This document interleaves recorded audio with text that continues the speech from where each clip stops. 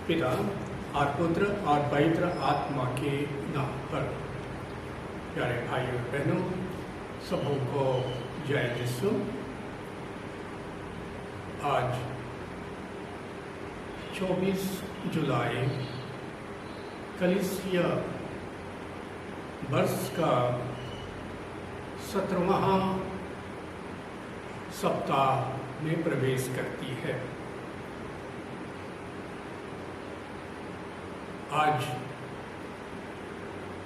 संत लूकस 11वां अध्याय का 1 से लेकर के 13वां लाइन तक का वचन हम लोग को दिया गया है। प्यारे भाइयों और बहनों, आज यीशु के शिष्य अपने गुरु प्रभु यीशु ख्रीस्त को प्रार्थना सिखाने के लिए आग्रह करते हैं। हालेलुया। और प्रभु यीशु प्रभु की प्रार्थना उनको सिखाते हुए कहते हैं। प्रभु की प्रार्थना अब तक की सबसे प्रसिद्ध प्रार्थना में से एक है। यह देखना कितना विडंबनापूर्ण है कि संत लूकस के द्वारा इस प्रार्थना की प्रस्तुति में वर्णनात्मक विवरण बहुत कम दिया गया है। आज अगर हम किसी ऐसी चीज की पहली प्रस्तुति का दस्तावेजीकरण कर रहे हैं जो बहुत प्रसिद्ध और महत्वपूर्ण हो गई है, तो हम इसे एक विशिष्ट तिथि एवं स्थान और अवसर पर सीमित रखना चाहेंगे। हालेलुया। लेकिन संत लूकस 11वां अध्याय का एक लाइन में संत लूकस बहुत ही सहज ढंग से कहते हैं कि जब यीशु ने इस आदर्श प्रार्थना को कहा तो यह एक दिन कहते हैं। एक दिन हुआ जब यीशु एक निश्चित स्थान पर प्रार्थना कर रहे थे। जिज्ञासु पाठक पूछना चाहेंगे, अच्छा, वह कौन सा दिन था? या कहेंगे, पूछेंगे, यह कहाँ हुआ? परंतु संत लूकस हमें ऐसा कोई सुराग नहीं देते हैं। यह देखते हुए कि संत लूकस के कथा कौशल कितना बड़ा और अच्छा है, हमें यह मानना होगा कि इसका एक कारण था। और मुझे लगता है कि हम कारण का अनुमान लगा सकते हैं। शिष्यों ने यीशु को इतनी बार प्रार्थना करते हुए देखा कि वास्तव में उस समय के सटीक दिन और स्थान को याद करना मुश्किल था। हालेलुया। जब उसने उन्हें यह विशेष आदर्श प्रार्थना को दी, यदि यीशु ने कभी कभी ही प्रार्थना कर रहे थे या केवल कुछ औपचारिक अवसरों पर ही प्रार्थना करते थे या होती थी, तो शायद कुछ और विवरणों को दर्ज करना आसान और महत्वपूर्ण दोनों होता। लेकिन यीशु ने इतने नियमित रूप से प्रार्थना कर रहे थे कि शिष्यों के मन में यह सब एक साथ धुंधला सा हो गया। जब लूकस का 11वां स्थान पर हम विचार करने की बात करते हैं तो यह सब एक महत्वपूर्ण बिंदु की ओर हमें ले जाता है।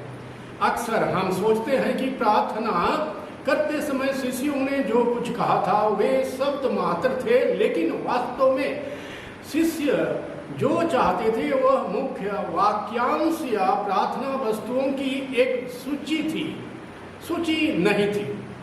वे इस बारे में पूछताछ कर रहे थे कि वे कैसे अपने गुरु के जैसे अपने पूरे जीवन को प्रार्थना के एक विस्तारित कार्य में बदल सकते हैं। हालेलुया। जैसा कि उन्होंने स्वयं यीशु के मामले में देखा था। और यदि लूकास अध्याय 11 पर यह विचार दृष्टि सही है तो हम इस तथ्य में एक हद तक विडंबना देख सकते हैं कि ईसाइयों की बाद की पीढ़ियों ने प्रभु की प्रार्थना को प्रार्थना के शब्द दर शब्द याद किए रूप में बदल दिया। जब आप या मैं प्रभु की प्रार्थना को सबसे पहले बिना रुके प्रार्थना करने के तरीके के रूप में तैयार करते हैं तो यीशु ने जिन बारीकियों का उल्लेख किया है वे अधिक समझ में आती है और एक नया अर्थ लेती है, क्योंकि जब आप इसके बारे में सोचते हैं तो यीशु द्वारा दी गई प्रत्येक याचिका और वाक्यांश लगभग सर्वव्यापी वास्तविकता हो जाती है। Hallelujah, hallelujah, hallelujah.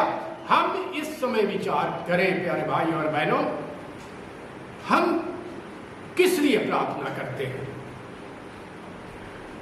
ईश्वर के नाम की पवित्रता के लिए। हम किस लिए प्रार्थना करते हैं? ईश्वरीय राज के आगमन के लिए। हालेलुया। यह भी बहुत बड़ा है।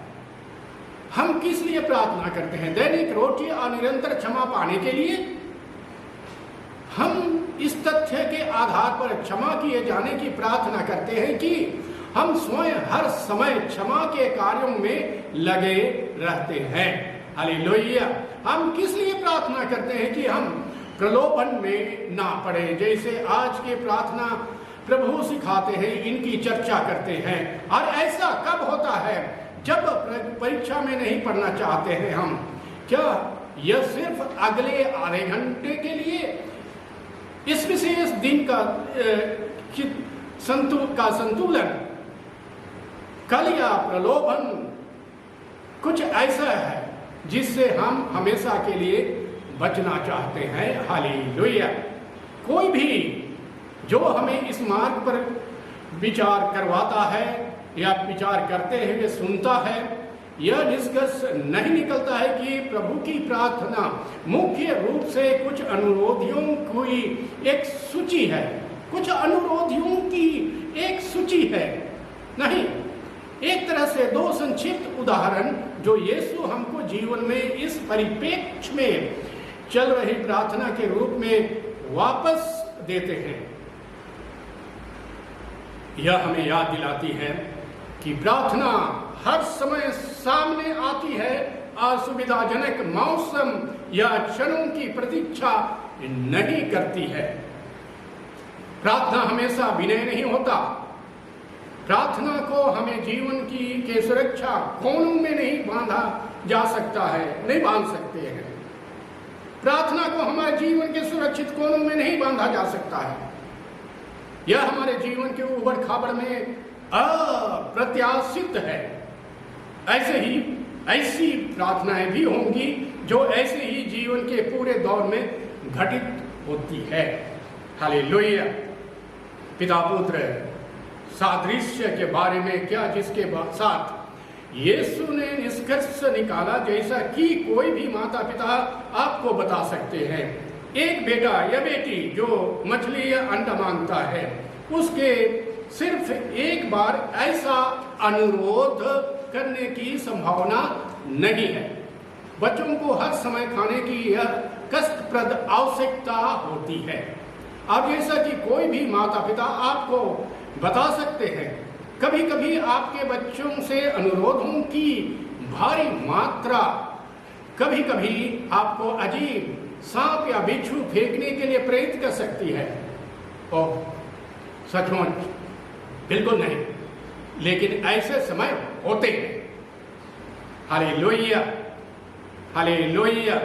विचार करने के लिए, प्रश्न संशोधित करने के लिए मुद्दे की बात हम आपके पास रखना चाहते हैं। पवित्र आत्मा कहाँ से आया? संत लूकास का 11वां अध्याय इस वचन के अंतिम पद तक आत्मा का कोई उल्लेख नहीं करता है। यीशु ने जो आदर्श प्रार्थना दी वह रोटी, क्षमा और प्रलोभन से बचने के बारे में थी। बाद में उन्होंने जो छोटे परवलये उदाहरण दिए हैं वे भी ब्रेड और अंडे जैसी सामान्य रोजमर्रा की वास्तविकताओं के बारे में थे, जो फिर इस उपदेश के अंत में प्रार्थना पर आकर यीशु को यह कहते हुए सुनना कि परमेश्वर पवित्र आत्मा उन लोगों के लिए देगा जो इसके लिए पूछते हैं। लेकिन उन 12 छंदों में जो इस अंतिम पंक्ति की ओर ले गए वहां पर पवित्र आत्मा का कोई उल्लेख नहीं है।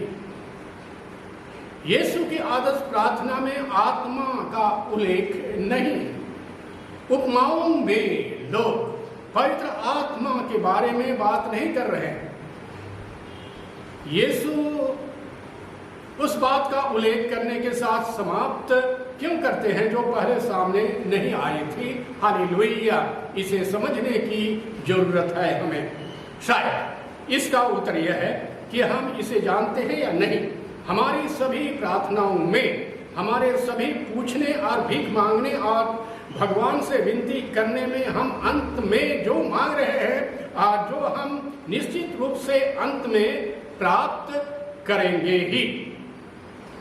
हालेलुया! वह कुछ कम नहीं है परंतु जीवित परमेश्वर की वास करने वाली आत्मा है। हम इस आत्मा की शक्ति में प्रार्थना करते हैं जो हमारा पवित्र साथी है, जो हमारे दिलों में मसीह यीशु की परिपूर्णता लाता है।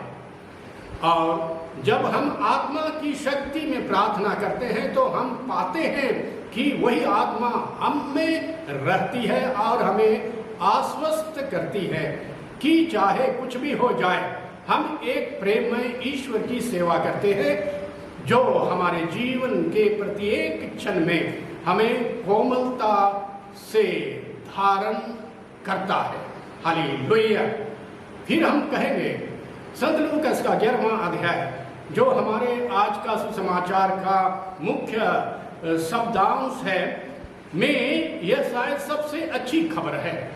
शिष्य लोग यीशु से प्रार्थना करने के तरीके को सिखाने के लिए कहते हैं और पूछते हैं। यीशु अद्भुत ढंग से शुरू करते हैं और कहते हैं इन सभी विशिष्टताओं में और उसके द्वारा निर्धारित अंतिम शब्द हमें बताते हैं कि यह पवित्र आत्मा था जिसे हम हमेशा से खोज रहे थे। जब यीशु हमें पूछने, खोजने, खटखटाने के लिए कहते हैं और फिर कहते हैं कि हमें उत्तर दिया जाएगा जो हम मांगते हैं, कि हम जो खोज रहे हैं वह मिल जाएगा, कि हमारे लिए द्वार खोला जाएगा, वह वहां परमेश्वर की आत्मा के बारे में बात कर रहे हैं। हालेलुया! हालेलुया! हालेलुया! लेकिन अगर यह पवित्र आत्मा है जिसे हम अपनी पूरी प्रार्थनाओं में और उसके माध्यम से प्राप्त करते हैं तो हम यीशु के शब्दों को थोड़ा बेहतर समझ सकते हैं। यदि परमेश्वर हमारी प्रार्थना करने वाले को पवित्र आत्मा देता है तो जब कोई प्रार्थना अनुत्तरित हो जाती है तब भी परमेश्वर ने एक गहरा उत्तर प्रदान करता है। यह आसान सच नहीं। यदि आपकी कलीसिया में कोई व्यक्ति कैंसर से उबरने के लिए प्रार्थना करता है और उसकी मृत्यु हो जाती है तो वह व्यक्ति आपके पास यह दावा करने के लिए आ सकता है कि उसे वह नहीं मिला जिसके लिए उसने प्रार्थना की थी और करवाई थी। हालेलुया! और इस धरती पर कौन यह कहने के लिए हिम्मत करेगा कि वह जानता है कि ऐसा क्यों आया, क्यों हुआ? लेकिन फिर भी एक प्रार्थना करने वाला व्यक्ति के रूप में इस महिला के लिए अपनी प्रार्थना जारी रखेगा। उसकी सबसे प्रबल प्रार्थनाओं के बावजूद भी वह मर गई, क्योंकि इस दुख में भी उसकी मदद करने के लिए उसने पवित्र आत्मा को प्राप्त किया।